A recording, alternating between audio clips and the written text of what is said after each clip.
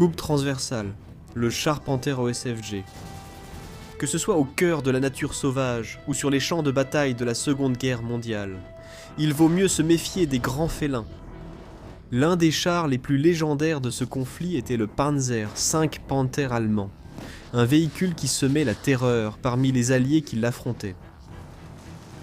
Les origines. Alors que la recherche d'un remplaçant pour le char Panzer IV a commencé en 1938, l'origine du Panther a débuté après l'opération Barbarossa en 1941. En dépit du succès écrasant des premières étapes de l'invasion, le haut commandement allemand a commencé à s'inquiéter de l'efficacité de ses Panzer III et IV face aux T-34 et KV-1 soviétiques qu'il rencontrait. Après une analyse approfondie des T-34 capturés, un concours a été lancé pour créer un char moyen capable de rivaliser sur le champ de bataille. Plusieurs prototypes ont été proposés par Krups, Daimler-Benz et d'autres. Le modèle gagnant était un prototype fabriqué par Maschinenfabrik Augsburg-Nürnberg, ou MAN, qui a été sélectionné à la fin de 1942. Après quelques ajustements supplémentaires, le nouveau char développé est entré en production en janvier 1943. Il a été nommé Panzerkampfwagen 5 Panther et envoyé au combat pour la première fois en juillet de la même année sur le front de l'Est. Les variantes. Au cours de la guerre, il y a eu plusieurs variantes du Panther. De façon déroutante, le premier à entrer en production fut l'OSFD, OS étant l'abréviation du mot allemand Ausführung, ou version. Le modèle suivant fut l'OSFA, suivi de l'OSFG. Cela contraste avec les autres désignations de chars allemands, où le premier type d'une série de production reçoit la désignation A, puis B, et ainsi de suite. La variante G fut la dernière version du Panther à entrer en combat, bien qu'il y ait eu une variante F avec une tourelle mise à jour et un char Panther II également prévu, mais la guerre s'est terminée avant que l'un ou l'autre n'atteigne la chaîne de production. C'était une mise à jour de l'OSFA sur un châssis repensé, avec des modifications pour faciliter et réduire le coût de production. Salut, historiens amateurs, avez-vous déjà voulu un jeu de stratégie en temps réel sur mobile qui reprend les classiques de guerre PC? World War Armies de Hypemaster a tout ce qu'il vous faut.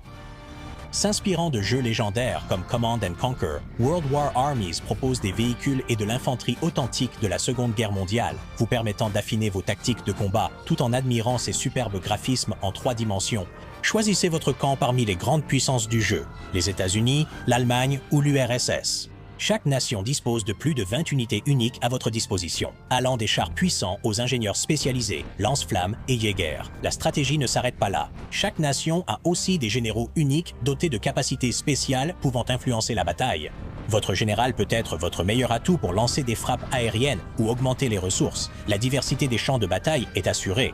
Des cartes remplies d'obstacles pour les amateurs de stratégie aux champs de bataille plus directs et rapides, World War Armies offre tout cela. Et le plaisir ne s'arrête pas au 1 contre 1. Invitez un ami pour une bataille en 2 contre 2 et voici le meilleur. Installez le jeu en utilisant le lien dans la description. Terminez le tutoriel et vous recevrez le char Pershing, un camouflage désert et des jetons. Prêt pour la bataille? Je vous retrouve sur le champ de bataille. Les dimensions. Le Panzer OSFG mesure 29 pieds de long, 11 pieds de large et 10 pieds de haut, soit 8,86 mètres par 3,42 mètres sur 3,1 mètres.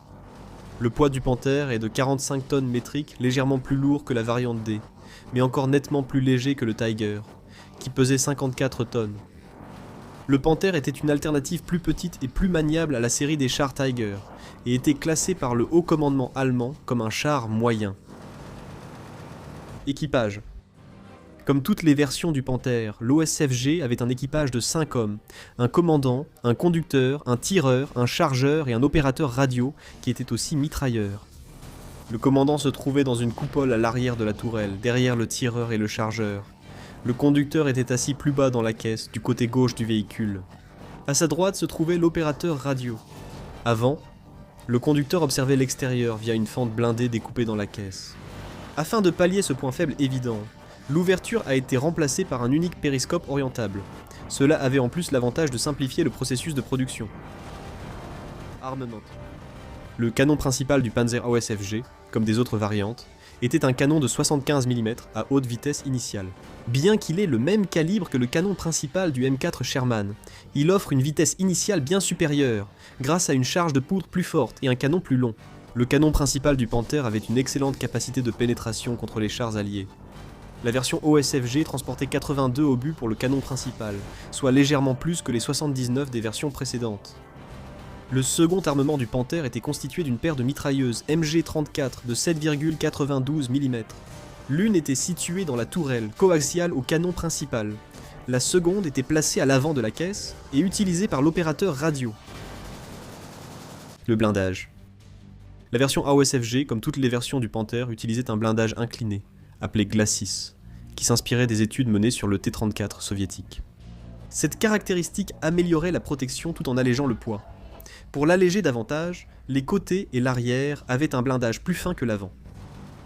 Le blindage frontal du Panther faisait 80 mm, mais son inclinaison obligeait un obus ennemi à traverser environ 100 mm de blindage.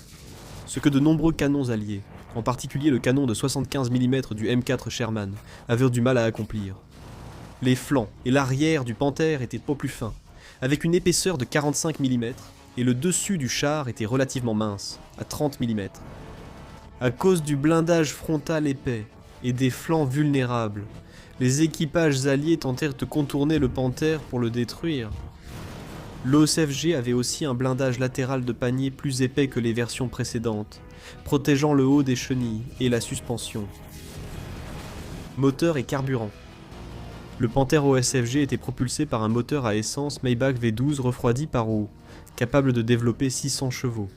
Il pouvait déplacer le véhicule à une vitesse maximale de 46 km/h, soit 28,5 miles par heure.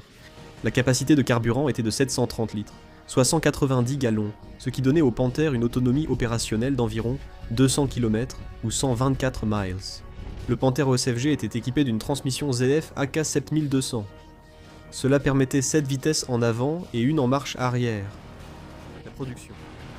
Au cours de la guerre, environ 6000 Panthers ont été construits. La version OSFG représentant la majorité avec environ 3000 exemplaires.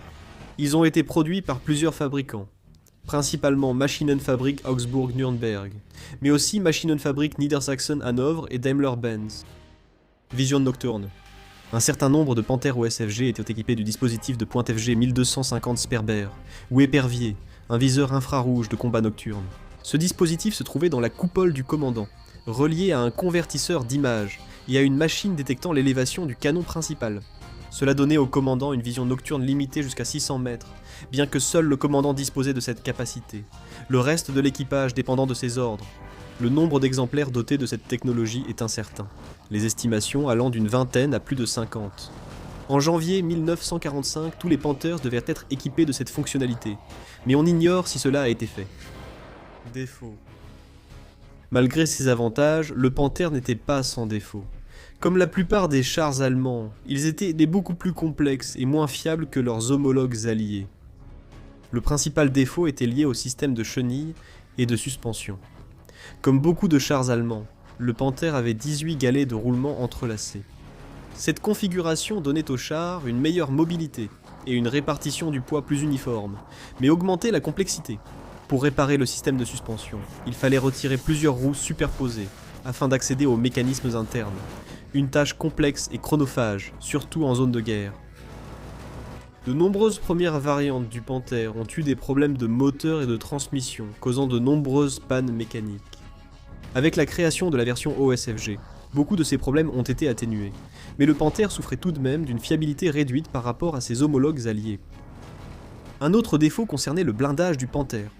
Bien que le blindage incliné du Panther fût généralement efficace pour dévier les obus ennemis, à mesure que la guerre avançait et que les bombardements stratégiques alliés ravagèrent l'industrie allemande, des défauts dans le processus de fabrication rendèrent l'acier cassant. Même si le tir était dévié, il y avait un risque que l'impact brise le métal, endommageant le char au-delà de toute réparation, ou le rendant vulnérable à un tir de suivi. Le dernier défaut du Panther était sa production limitée. Toutes variantes confondues, environ 6000 ont été produites dont environ 3000 étaient des AUSFG, ce qui fait pâle figure face aux quelques 84 000 T-34 et 50 000 M4 Sherman qu'ils ont affrontés. Tout avantage en termes de qualité était annulé par le simple poids du nombre. Héritage. Le Panther a combattu pour la première fois sur le front de l'Est en juillet 1943, puis a servi sur tous les théâtres d'opération. La Wehrmacht a déployé des forces blindées jusqu'à la reddition allemande en mai 1945. Pendant cette période, le Panther s'est forgé la réputation d'être l'un des meilleurs chars utilisés par les Allemands, étant craint et respecté par les alliés qui l'ont affronté. Certains débattent de son statut de meilleur char de la guerre, mais malgré ses défauts, il peut être classé parmi les meilleurs blindés de la Seconde Guerre mondiale.